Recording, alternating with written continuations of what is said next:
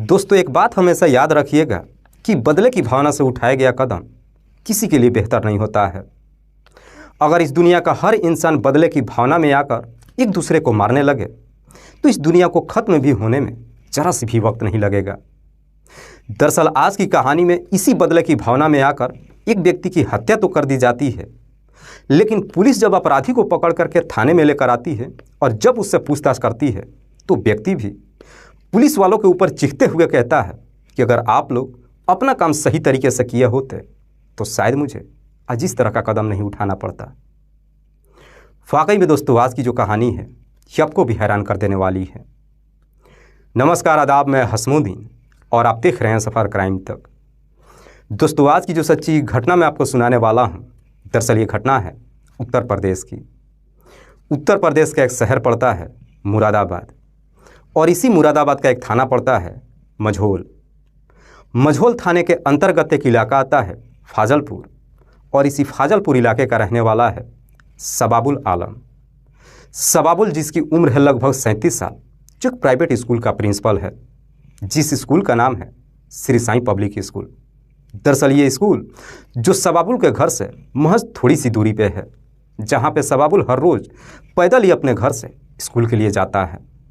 सबाबुल के अब्बू का नाम है जाहिद हुसैन, जो लखनऊ में रह करके एक प्राइवेट कंपनी में नौकरी करते हैं।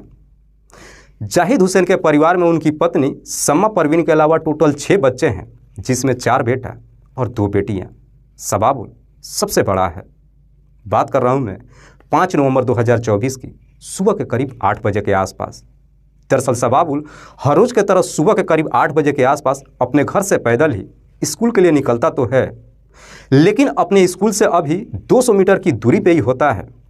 तभी पीछे से बाइक पे सवार होकर के 2 लड़के आते हैं और सबाबुल के कनपट्टी पे एक रिवॉल्वर सटा करके गोली चला देते हैं, जिसकी वजह से सबाबुल काफ़ी गंभीर अवस्था में वहीं पे गिर जाता है और वो दोनों लड़के मौके से फरार हो जाते हैं।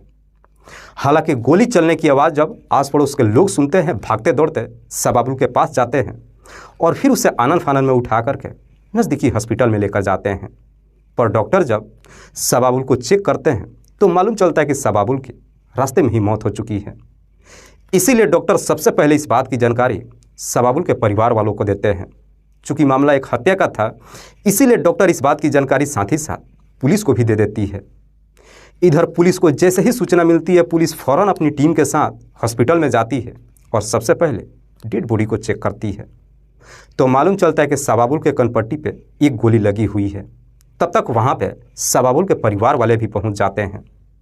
सबाबुल के परिवार वाले जब उसकी डेड बॉडी को देखते हैं तो देखने के बाद सब के सब चीख चीख करके रोने लगते हैं। पुलिस सबसे पहले डेड बॉडी को अपने कब्जे में लेकर पोस्टमार्टम के लिए भेज देती है और फिर पुलिस अपनी टीम के साथ उस घटनास्थल पर चली जाती है जहाँ पे सबाबुल को गोली मारी गई थी। पुलिस जब घटनास्थल पर पहुँचती है, घटनास्थल की मुआयना करने के बाद जब वहाँ पे आस पड़ोस के लोगों से पूछताछ करती है तो लोग भी पुलिस वालों को यही जवाब देते हैं कि साहब 2 लड़के बाइक पे सवार होकर के आए थे, लेकिन दोनों ने अपने चेहरे को कपड़ों से ढक रखा था, इसलिए हम उन्हें पहचान नहीं पाए। घटनास्थल की कार्रवाई पूरी करने के बाद पुलिस जब अपनी टीम के साथ फिर से हॉस्पिटल में जाती है तो सबाबुल के परिवार वालों से पूछताछ करती है कि क्या आप लोगों को किसी पे शक है कि सबाबुल की हत्या कौन कर सकता है। इस पे सबाबुल का छोटा भाई रियाजुद्दीन रोते हुए पुलिस वालों से कहता है कि साहब, हमें शक ही नहीं है बल्कि पूरा यकीन है। मेरे भाई की हत्या करने वाली कोई और नहीं बल्कि कविता राघव है। कविता जिसकी उम्र है लगभग 40 साल के आसपास। दरअसल कविता के परिवार में सिर्फ उसके 2 बेटे हैं, जिसमें बड़े बेटे का नाम है शिवम और छोटे बेटे का नाम है शशांक। शिवम जो कि एक प्राइवेट कंपनी में नौकरी करता है और शशांक जो 10वीं क्लास की पढ़ाई करता है। कविता का पति जो पिछले कई सालों से कर्नाटक के जेल में बंद है। हालांकि रियाजुद्दीन जब कविता का नाम लेता है, पुलिस रियाजुद्दीन से इसकी वजह पूछती है।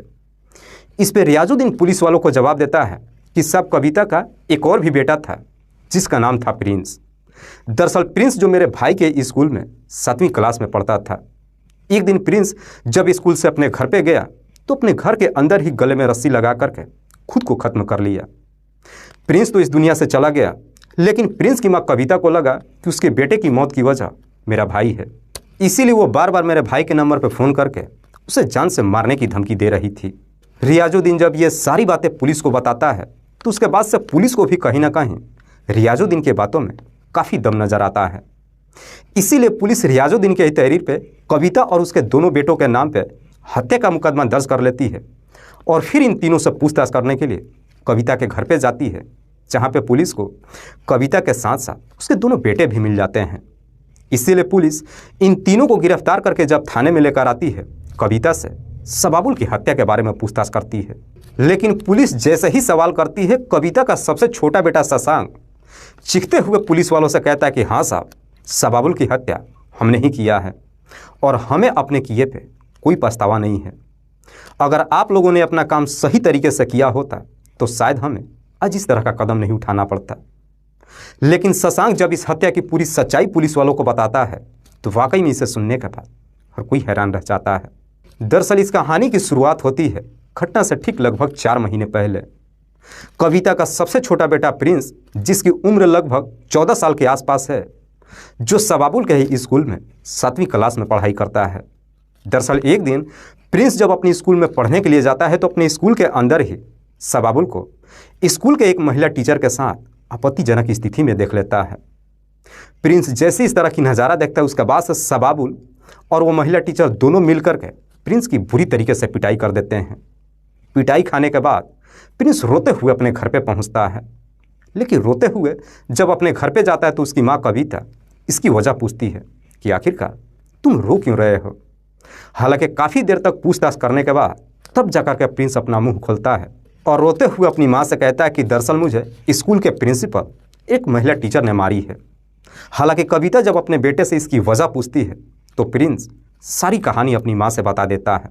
लेकिन इस तरह की बातें जब अपनी माँ से कहता है, कविता को अपने बेटे के बातों पर यकीन नहीं होता है, क्योंकि कविता सबाबुल को पहले से ही जानती थी। कविता सोचती है कि सबाबुल ऐसा इंसान नहीं हो सकता है, बल्कि सबाबुल तो एक भला इंसान है। ज़रूर उसके बेटे ने कोई गलती की होगी, इसीलिए स्कूल में मार खाया है। इसीलिए कविता अपने बेटे को कोई जवाब नहीं देती है।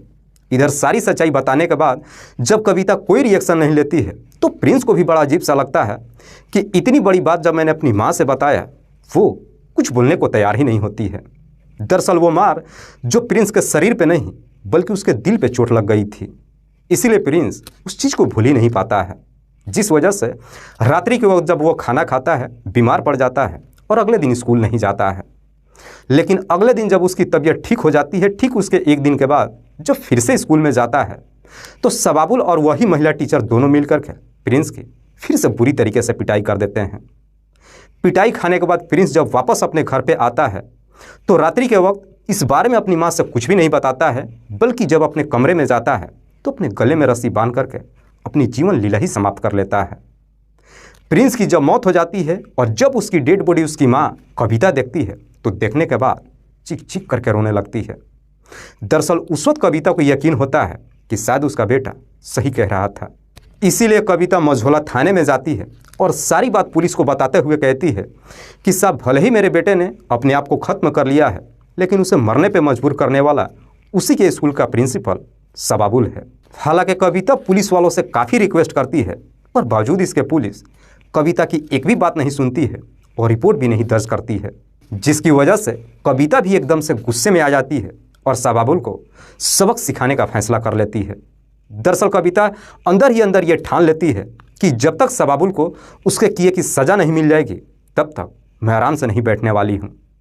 दरअसल कविता अपनी तमाम कोशिश तो करती है, लेकिन उसकी हर कोशिश नाकामयाब हो जाती है।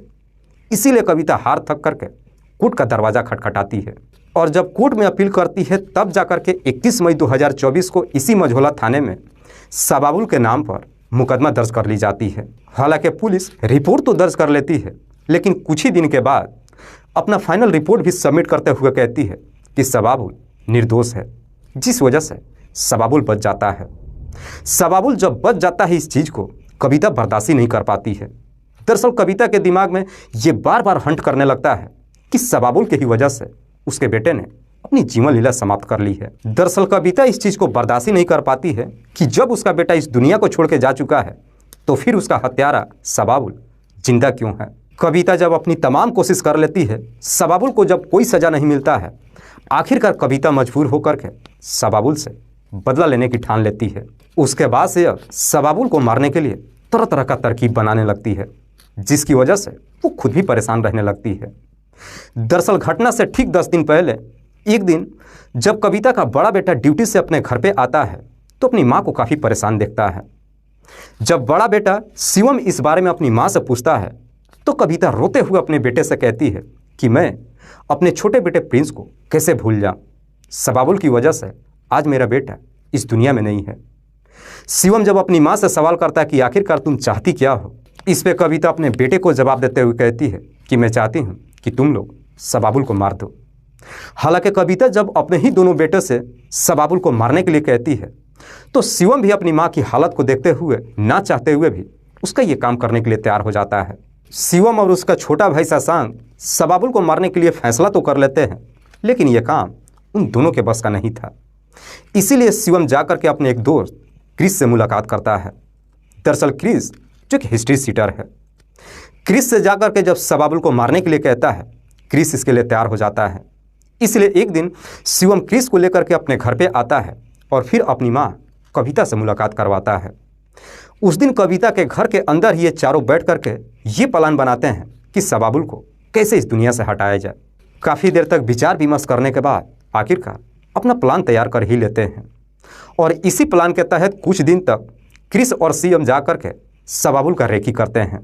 जैसे ही इनकी रेकी कंप्लीट हो जाती है 5 नवंबर 2024 को, हर रोज़ के तरह जब सबाबुल अपने घर से पैदल ही स्कूल के लिए निकलता है तो क्रिस और शिवम अपनी बाइक लेकर के घर से निकल जाते हैं। दरअसल क्रिस जो कि अपने षड्यंत्र के तहत पहले से ही एक तमंचे का इंतजाम कर रखा था, शिवम बाइक चला रहा था और क्रिस पीछे उसके बैठे हुआ था।